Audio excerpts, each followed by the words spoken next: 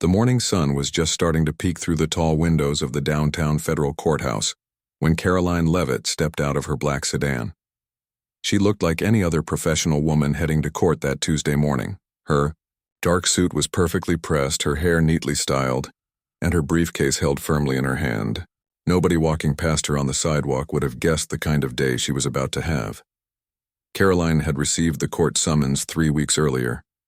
It was about a property dispute that had gotten way out of hand. What started as a simple disagreement with her neighbor about a fence line had somehow ended up in federal court. She wasn't quite sure how things had escalated so quickly, but here she was, walking up the stone steps of the courthouse on a crisp October morning. The courthouse was buzzing with its usual morning activity. Lawyers in expensive suits hurried past, clutching thick folders and talking rapidly on their phones. People in handcuffs were being led through side doors by police officers. Families sat on benches in the hallway, looking worried and confused. The smell of fresh coffee drifted from a small cart near the entrance, mixing with the scent of old wood and cleaning supplies that seemed to live in every courthouse in America. Karoline made her way through the metal detectors at the entrance. The security guard, a middle-aged man with kind eyes named Pete Collins, smiled at her as she placed her briefcase on the conveyor belt. "Good morning, miss. Court appearance today?" he asked in a friendly voice. Karoline nodded and smiled back. "Yes, courtroom 4B, she replied. Pete wished her good luck as she collected her things and headed toward the elevators. The elevator was crowded with other people heading to various courtrooms. An elderly woman clutched her purse tightly and looked nervous. 2 lawyers were quietly discussing their case strategy. A young man in jeans and a wrinkled shirt looked like he wished he was anywhere else. Karoline stood quietly in the corner, going over her notes one more time in her head. When the elevator doors opened on the 4th floor, Karoline stepped out into a long hallway lined with courtroom doors. The sound of her heels clicking on the polished marble floor echoed slightly in the quiet corridor. She found courtroom 4B and paused outside the heavy wooden door to take a deep breath. Through the small window, she could see people already inside, waiting for the morning session to begin. Inside courtroom 4B, Judge William Carter was reviewing the day's cases at his bench. He was a man in his early 60s with gray hair and sharp blue eyes behind wire-rimmed glasses. He had been a judge for over 20 years and had seen just about everything in his courtroom. Judge Carter had a reputation for being fair but tough. He didn't tolerate nonsense from lawyers or defendants, and he expected everyone in his courtroom to be prepared and professional. At a table near the front of the courtroom sat Lisa Morgan, the attorney representing the other side in Karoline's case. Lisa was in her 40s with short blonde hair and a confident manner. She had been practicing law for 15 years and specialized in property disputes. As she shuffled through her papers, she felt good about her chances in this case. The facts seemed straightforward to her, and she didn't expect any surprises from the young woman she would be facing. The court reporter, Helen Davis, was setting up her stenotype machine at her usual spot near the judge's bench. Helen had been recording court proceedings for 12 years and could type faster than most people could talk. She had seen dramatic cases and boring cases, emotional outbursts and quiet settlements. Today felt like it would be another routine property dispute, the kind that filled most of her working days. Officer Tony Rodriguez, the bailiff, was checking that everything was in order before court began. Tony had worked courthouse security for 8 years and took his job seriously. He made sure the courtroom was safe and that everyone followed the rules. He was a tall man with dark hair and a calm presence that helped keep order when things got heated. At the clerk's desk, Betty Adams was organizing the day's paperwork. Betty had been working at the courthouse for over 10 years and knew the routine better than anyone. She made sure all the files were in the right place and that the judge had everything he needed for each case. Her desk was always perfectly organized with neat stacks of papers and color-coded folders. As more people filed into the courtroom, the atmosphere was typical of any busy courthouse morning. Lawyers whispered with their clients. Family members found seats in the gallery, and everyone waited for the judge to call the first case. The morning light streamed through the tall windows, casting long shadows across the wooden benches and polished floors. Karoline entered the courtroom and looked around, taking in the formal setting. The high ceiling, the judge's elevated bench, the American flag standing in the corner, and the serious faces of everyone present all reminded her that this was an important place where serious business was conducted. She found her assigned table and sat down, placing her briefcase beside her chair. Judge Carter looked up from his papers and surveyed the courtroom. He saw the usual mix of people he encountered every day: lawyers in their suits, defendants looking, nervous family members trying to offer support from the gallery. His eyes briefly passed over Karoline, seeing what appeared to be just another young professional dealing with a civil matter. The court reporter tested her machine one last time, and the bailiff took his position near the door. The clerk had all the files ready, and the lawyers had their arguments prepared. Everything seemed perfectly normal and routine. It was just another Tuesday morning in courtroom 4B, where a property dispute was about to be heard. Nobody in that room had any idea that this particular Tuesday morning would be anything but routine. Nobody suspected that the professionally dressed young woman sitting quietly at the defendant's table carried credentials that would soon turn their ordinary day into something none of them would ever forget. The stage was set for a dramatic revelation that would change everything in a matter of minutes. As Judge Carter prepared to call the first case of the day, the courtroom settled into the familiar quiet tension that comes before legal proceedings begin. Everyone was ready to play their usual roles in what they all assumed would be just another standard court hearing. Judge Carter banged his gavel 3 times and the sound echoed through courtroom 4B. "Court is now in session," announced Officer Rodriguez in his clear voice. Everyone in the courtroom stood up until the judge gestured for them to sit down. The morning session was officially beginning, and the first case on the docket was the property dispute involving Karoline Leavitt. "The court calls the case of Henderson versus Leavitt," Judge Carter announced, looking down at his papers through his wire-rimmed glasses. Lisa Morgan stood up confidently at her table, while Karoline rose more quietly at hers. The gallery behind them held a few curious observers who had nothing better to do than watch court proceedings, along with a couple of lawyers waiting for their own cases to be called. Judge Carter studied the file in front of him for a moment. It looked like a simple property dispute to him. A disagreement about fence lines, some confusion about property boundaries, and neighbors who couldn't get along. He had seen hundreds of cases just like this one over his 20 years on the bench. In his experience, these cases usually involved people making mountains out of molehills. "Ms. Morgan," the judge said, nodding toward the blonde attorney, "please present your opening statement." Lisa Morgan straightened her jacket and began speaking in her practiced courtroom voice. She explained how her client, Robert Henderson, had been trying to resolve a boundary dispute with his neighbor for months. According to her, Karoline had been unreasonable and had refused to accept the clear property lines that had been established years ago.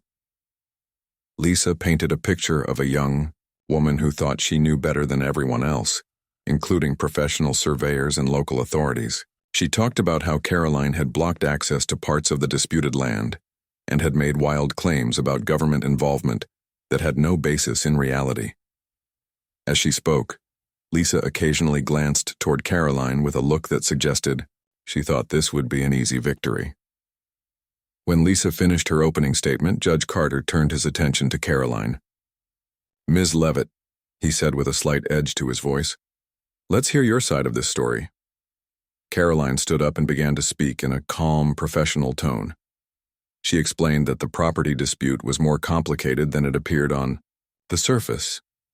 "Your Honor," Karoline began, "there are federal security considerations involved in this case that make the usual property rules more complex." As soon as she said the word federal, Judge Carter's eyebrows went up. He had heard this kind of talk before from people who watched too many conspiracy theory videos online. In his experience, when ordinary citizens started talking about federal involvement in local disputes, it usually meant they were grasping at straws. "Federal involvement?" Judge Carter repeated with a tone of disbelief. "Ms. Leavitt, this is a simple property dispute between neighbors. What possible federal interest could there be in a fence line disagreement?" A few people in the gallery chuckled quietly. Even court reporter Helen Davis looked up from her stenotype machine with an expression of mild amusement. Karoline tried to explain that certain activities on the disputed land required federal clearance, But Judge Carter was already shaking his head. "Young lady," he said with growing impatience, "I think you've been watching too many movies. This is real life, not some television drama. Let's stick to the facts about property lines and leave the government conspiracy theories out of my courtroom." The dismissive tone in the judge's voice was clear to everyone in the room. Lisa Morgan smiled to herself, feeling even more confident about her case. Officer Rodriguez had seen this kind of thing before too. People who got in over their heads and started making wild claims to try to save face. Betty Adams continued organizing her papers, expecting this case to wrap up quickly. Karoline remained calm despite the judge's obvious skepticism. She attempted to provide more details about why federal oversight was necessary, but Judge Carter cut her off before she could finish. "Ms. Leavitt," he said with a condescending smile, "I've been presiding over cases in this courtroom since before you were born. I know the difference between real legal issues and fantasy stories." The judge's words drew more quiet laughter from the gallery. Even some of the lawyers waiting for their own cases to be called were smirking at what they saw as a young woman who was clearly out of her depth. Judge Carter seemed to be enjoying himself, playing to his audience as he put this presumptuous young defendant in her place. "Let me be very clear," Judge Carter continued, his voice taking on a lecturing tone. "This court deals with facts, evidence, and established law. We don't have time for elaborate stories about government involvement in neighborhood disputes. If you have actual evidence to support your claims, I suggest you present it. Otherwise, I recommend you accept responsibility for your part in this dispute and work toward a reasonable resolution." Karoline tried once more to explain the legitimate federal concerns, but Judge Carter held up his hand to stop her. "Enough," he said firmly. "Ms. Leavitt, your claims about federal involvement are, quite frankly, ridiculous. This is exactly the kind of creative storytelling that wastes the court's time and taxpayer money." The courtroom atmosphere had become increasingly hostile toward Karoline. Judge Carter's dismissive attitude had influenced everyone present. Lisa Morgan was practically glowing with confidence, already mentally preparing her victory speech. The observers in the gallery were whispering among themselves about the delusional young woman who thought she was involved in some kind of federal conspiracy. Helen Davis continued typing, capturing every word of what was becoming a one-sided, verbal beating.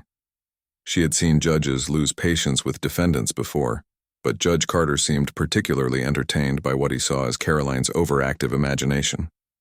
Officer Rodriguez remained professional, but even he was beginning to think this case would end quickly with a clear victory for the plaintiff.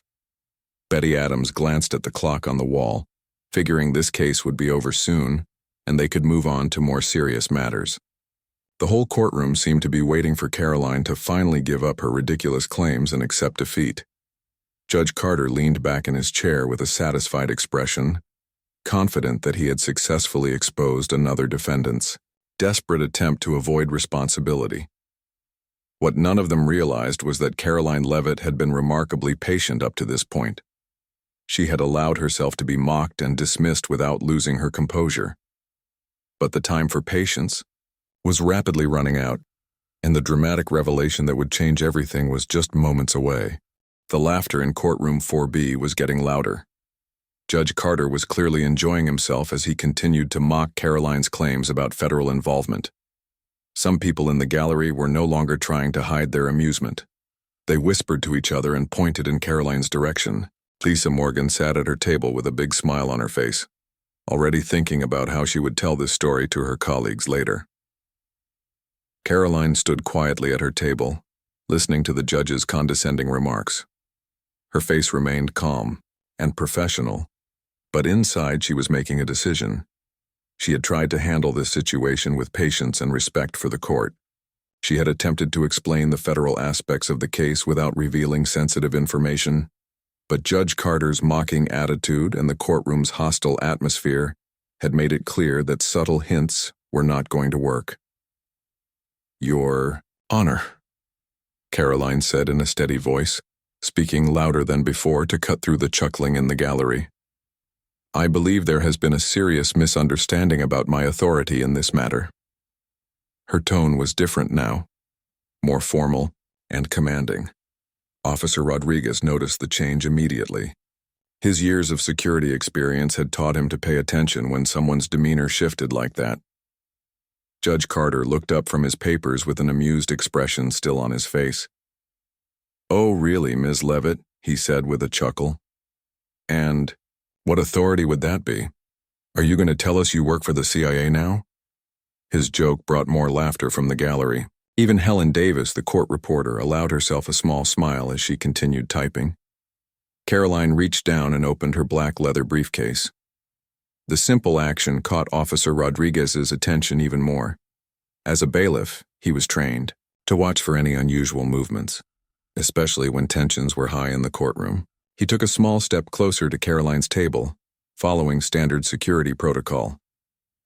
"I think it would be best if I clarify my position before we continue," Karoline said calmly. Judge Carter gestured with his hand in a dismissive way. "By all means, Ms. Leavitt," he said sarcastically. "Please enlighten us about your mysterious government connections." The gallery was waiting eagerly for what they expected would be another ridiculous claim from the young woman who seemed to live in a fantasy world. Lisa Morgan leaned forward in her chair, ready to object to whatever outrageous statement Karoline was about to make. She had her legal pad ready to write down notes for her response. Betty Adams looked up from her paperwork, curious to see how far this defendant would take her wild story. Everyone in the courtroom was focused on Karoline now, waiting for her to make an even bigger fool of herself. Karoline reached into her briefcase and pulled out a black leather folder. It was about the size of a small book and looked official and expensive. She held it in her hands for a moment, looking directly at Judge Carter. The courtroom had grown quieter as people waited to see what she would do next. Without any dramatic gestures or fanfare, Karoline opened the leather folder and placed it flat on the table in front of her. The gold badge inside caught the fluorescent lights of the courtroom and seemed to glow against the dark leather background. The letters USSS were clearly visible in bold lettering across the top of the badge. Below the badge was an official identification card with Karoline's photograph and personal information. The change in the courtroom was immediate and shocking. The laughter stopped as if someone had flipped a switch. The whispered conversations died away instantly. People leaned forward to get a better look at what Karoline had placed on the table. The silence was so complete that the only sound was the quiet hum of the air conditioning system. Judge Carter's amused expression vanished from his face. His eyes widened as he stared at the badge and identification card on the table. He leaned forward on his bench, squinting to make sure he was seeing correctly. The confident smile that had been on his face just seconds before was completely gone, replaced by a look of confusion and growing alarm. Officer Rodriguez stepped closer to get a better view of the credentials. His training had taught him to recognize federal law enforcement identification, and what he was seeing looked completely authentic. The badge had the right weight and shine of real gold. The identification card had all the proper security features and official seals. His casual attitude disappeared, replaced by the professional alertness that came from recognizing he was in the presence of a federal agent. Lisa Morgan's mouth fell open as she stared at the badge. Her confident smile faded away as she realized that everything she had assumed about this case might be wrong. The straightforward property dispute she had expected to win easily was suddenly looking much more complicated. Her legal pad slipped from her hands and fell to the floor with a soft thud that seemed loud in the silent courtroom. Helen Davis stopped typing for the first time all morning. Her fingers froze over the keys of her stenotype machine as she tried to process what she was seeing. In her 12 years of recording court proceedings, she had never witnessed anything quite like this. She had seen dramatic moments before, but nothing that changed the entire atmosphere of a courtroom so quickly and completely. Betty Adams put down her papers and stared at Karoline with wide eyes.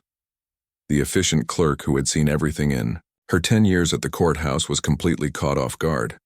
She had expected this to be another routine property dispute that would be over in an hour.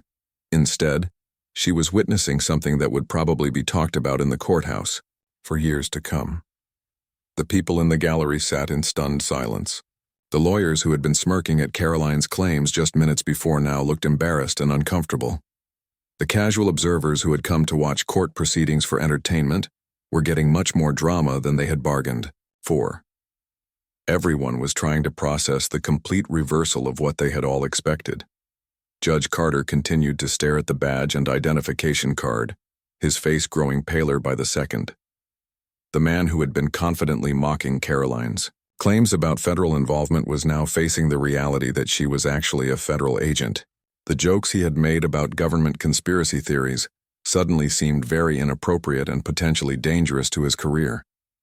The silence stretched on as everyone in the courtroom tried to understand what had just happened. The dramatic revelation had changed everything in a matter of seconds, turning what everyone thought was a simple property dispute into something much more serious and complex than anyone had imagined. The silence in courtroom 4B stretched on for what felt like forever. Nobody moved. Nobody spoke. The only sound was the quiet hum of the air conditioning and the distant noise of traffic outside the courthouse windows. Everyone was staring at the gold badge that lay open on Karoline's table, trying to make sense of what they were seeing. Judge Carter's hands were shaking slightly as he gripped the edge of his bench. The confident man who had been making jokes just minutes before looked like he had seen a ghost. His face had turned pale, and small beads of sweat were forming on his forehead. He kept blinking, as if he hoped the badge would disappear, and this would all turn out to be some kind of bad dream. The judge tried to speak several times, but no words came out. He cleared his throat and tried again. "Is that—" he began, then stopped. His voice sounded different now, much quieter and less certain than the booming voice that had been mocking Karoline earlier. He cleared his throat again and tried once more. "Is that identification authentic?" he finally managed to ask. Officer Rodriguez stepped closer to Karoline's table to get a better look at the credentials. His years of training had taught him to spot fake identification, and everything about this badge looked real. The gold had the right color and weight. The engraving was sharp and professional. The identification card had all the proper security features, including a holographic seal that caught the light when he moved his head. "It appears to be genuine, Your Honor," Rodriguez said in a respectful voice. He had completely changed his attitude toward Karoline. The casual way he had been watching her earlier was gone, replaced by the professional respect that all law enforcement officers showed to federal agents. He took a step back and stood at attention, his hands clasped behind his back. Lisa Morgan sat frozen in her chair, staring at the badge with wide eyes. Her confident smile from earlier had been replaced by a look of pure shock. She had built her entire case on the assumption that Karoline was just an ordinary citizen making wild claims. Now she was facing the reality that her opponent was actually a federal agent with legitimate government connections. Lisa's mind was racing as she tried to figure out what this meant for her case. All of her prepared arguments suddenly seemed weak and possibly wrong. She had been planning to paint Karoline as a troublemaker who refused to follow local property laws. But if Karoline really worked for the Secret Service, then her claims about federal security concerns might actually be true. The lawyer reached down to pick up her legal pad that had fallen to the floor earlier. Her hands were shaking as she tried to reorganize her papers. She had no idea how to handle a case involving federal security issues. This was way beyond anything she had learned in law school or encountered in her 15 years of practice. Helen Davis, the court reporter, was still sitting with her fingers frozen over her stenotype machine. She had been typing constantly for the past hour, but now she couldn't seem to make her hands work. In all her years of recording court proceedings, she had never seen a judge look so shocked and uncomfortable. Helen had witnessed dramatic moments before. She had seen emotional outbursts, surprise witnesses, and unexpected evidence. But she had never seen a moment that completely changed the power dynamic in a courtroom so quickly. The young woman who had been getting laughed at was now the most important person in the room. Betty Adams, the court clerk, was staring at Karoline with a mixture of shock and admiration. Betty had always prided herself on being able to read people and situations accurately. She could usually tell within minutes whether someone was telling the truth or making up stories, but she had completely misjudged Karoline, and that realization was both embarrassing and impressive. The people in the gallery were whispering very quietly to each other, But their whispers sounded different now. Instead of making fun of Karoline, they were expressing amazement and disbelief. The lawyers who had been smirking earlier now looked embarrassed and worried. They were probably wondering if their own rude behavior had been noticed by a federal agent. One elderly woman in the back row was shaking her head in disbelief. She had come to the courthouse to watch proceedings because she was retired and bored. She had expected to see routine cases and maybe some minor drama. Instead, she was witnessing something that would probably end up being talked about in the local newspaper. Judge Carter was still struggling to find his voice. He had removed his glasses and was cleaning them with a handkerchief, his hands still shaking slightly. When he put the glasses back on, he looked directly at Karoline for the first time with genuine respect instead of condescension. "Agent Leavitt," he said quietly, using her proper title for the first time. The change in his tone was dramatic. Gone was the mocking, dismissive attitude. In its place was the careful, respectful voice of someone who knew he had made a serious mistake. "I must apologize for my earlier comments. The court was not aware of your federal status."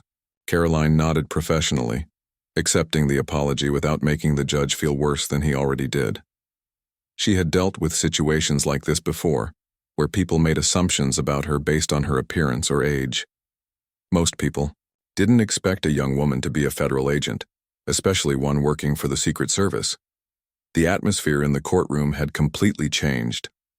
What had started as a hostile environment, where everyone was laughing at Karoline, had transformed into a place where she was clearly the most respected person present. The power shift was so dramatic that it was almost uncomfortable to watch. Officer Rodriguez was now standing at attention near the door, treating the courtroom like a formal setting where a high-ranking federal official was present.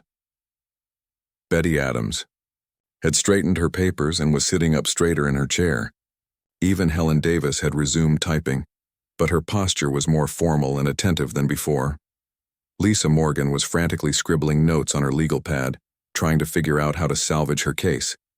She was beginning to realize that everything she thought she knew about this property dispute was probably wrong. If Karoline really did have legitimate federal security concerns, then the entire legal situation was much more complex than a simple boundary disagreement. Judge Carter was still looking uncomfortable as he tried to figure out how to proceed. He had never dealt with a case involving federal security issues before. His 20 years of experience with routine civil cases hadn't prepared him for this situation. He was clearly out of his depth and trying hard not to make things worse than they already were. Judge Carter slowly removed his glasses again and cleaned them with his handkerchief. His hands were still trembling slightly as he tried to compose himself. He had been a judge for over 20 years, but he had never found himself in such an embarrassing situation. The confident man who had been making jokes at Karoline's expense just minutes earlier now looked like he wanted to disappear into his chair. When the judge finally spoke, his voice was quiet and respectful. "Agent Leavitt," he began, being very careful to use her proper title, "I owe you a sincere apology. My behavior this morning was completely inappropriate. The court was not aware of your federal status, but that does not excuse my dismissive attitude toward your testimony." Karoline stood calmly at her table, her Secret Service credentials still displayed for everyone to see. She had handled situations like this before, where people made assumptions about her based on her appearance or age. She knew that most people didn't expect a young woman to be a federal agent, especially one working for the Secret Service. "Thank you for the apology, Your Honor," Karoline replied in a professional tone. "I understand the confusion. However, I hope the court can now appreciate that the federal security concerns I mentioned are very real and legitimate. The property in question has been flagged for security reasons related to my protective duties." Judge Carter nodded seriously, realizing that everything Karoline had tried to explain earlier was true. The property dispute that had seemed so simple was actually connected to national security issues that he knew nothing about. He felt foolish for not taking her seriously from the beginning. Lisa Morgan was frantically writing notes on her legal pad, trying to understand what this meant for her case. She had spent weeks preparing arguments based on local property laws and surveyor reports. Now she was facing the possibility that federal security requirements might override all of those Local considerations. Your Honor, Lisa said, standing up slowly. I request a brief recess to consult with my client about these new developments. Her voice was much less confident than it had been earlier. She needed time to figure out how to handle a case that had suddenly become much more complicated than she had ever imagined. Judge Carter looked relieved at the suggestion. That seems like a wise idea, Counselor. This court is in recess for 30 minutes. He banged his gavel once and quickly left the courtroom through the door behind his bench. He needed some time alone to think about what had just happened and how to proceed. As soon as the judge left, the courtroom erupted in quiet conversations. People in the gallery were whispering excitedly about what they had just witnessed. The lawyers waiting for their own cases were talking among themselves, amazed by the dramatic turn of events. Everyone wanted to get a closer look at Karoline, but they were also intimidated by her federal credentials. Officer Rodriguez approached Karoline's table respectfully. Agent Leavitt, he said in a formal tone, is there anything you need during the recess? Would you like me to ensure your privacy while you prepare? His attitude toward her had completely changed. He was now treating her with the same respect he would show to any federal law enforcement officer. Thank you, Officer Rodriguez, Karoline replied with a slight smile. I appreciate your professionalism. She closed her credential folder and placed it back in her briefcase. Even though the dramatic moment was over, everyone in the courtroom continued to look at her with new respect and curiosity. Helen Davis, the court reporter, was packing up her stenotype machine for the recess. She kept glancing over at Karoline, still amazed by what she had witnessed. In 12 years of recording court proceedings, Helen had never seen anything quite like this. She knew this would be a story she would tell for the rest of her career. Betty Adams was organizing her papers at the clerk's desk, but she was also watching Karoline with admiration. Betty had always been good at reading people, but she had completely misjudged the young woman. She was impressed by how professionally Karoline had handled the situation, even when everyone in the courtroom was making fun of her. During the recess, Lisa Morgan stepped outside the courtroom to call her client Robert Henderson. She had to explain that the simple property dispute he thought he was fighting had turned into something involving federal security concerns. The conversation was difficult and confusing for both of them. What do you mean she works for the Secret Service? Robert asked over the phone. I thought she was just some young woman who didn't want to move her fence. Lisa tried to explain what had happened in the courtroom, but even she didn't fully understand the implications yet. Meanwhile, Judge Carter was in his chambers calling a colleague who had more experience with federal cases. He needed advice on how to handle a situation involving national security issues. The other judge listened to the story with amazement and suggested that the case might need to be transferred to a different court that specialized in federal matters. When court resumed 30 minutes later, the atmosphere was completely different. Judge Carter returned to his bench looking much more serious and humble. Lisa Morgan sat at her table with a stack of new papers, having done quick research on federal security laws during the recess. Agent Leavitt, Judge Carter began formally. After consulting with colleagues during the recess, I believe this case involves federal security matters that may be beyond the scope of this court. Would you be willing to work with all parties to find an appropriate resolution through federal mediation? Karoline nodded professionally. Yes, Your Honor. The Secret Service has protocols for handling situations like this. We can work with local authorities and property owners to ensure that security requirements are met while being fair to all parties involved. Lisa Morgan stood up slowly. Your Honor, my client and I would be willing to participate in federal mediation. We want to resolve this matter appropriately and respect any legitimate security concerns. Judge Carter looked relieved that everyone was being cooperative. Excellent. I will arrange for this case to be transferred to the appropriate federal authorities for mediation. This court session is adjourned. As people began filing out of the courtroom, many of them stopped to look back at Karoline with newfound respect. The young woman who had been laughed at earlier was now being treated like the most important person in the room. Officer Rodriguez later told his colleagues that in 15 years of courthouse security, he had never seen a judge's attitude change so completely or so quickly. Helen Davis would describe the incident as the most dramatic reversal she had ever witnessed in a courtroom. Betty Adams used the experience as a reminder to never judge people based on their appearance or age. For Judge Carter, the incident became a humbling lesson about the importance of listening carefully to all testimony before making judgments. He became more careful about dismissing claims that seemed unusual, remembering the day when his assumptions had led to serious embarrassment. The case was eventually resolved through federal mediation, with security measures put in place that satisfied the Secret Service while allowing the property dispute to be settled fairly. For Karoline Leavitt, it was just another day in her unique role of balancing public duties with federal security responsibilities. But for everyone else in Courtroom 4B that Tuesday morning, it was a day they would never forget.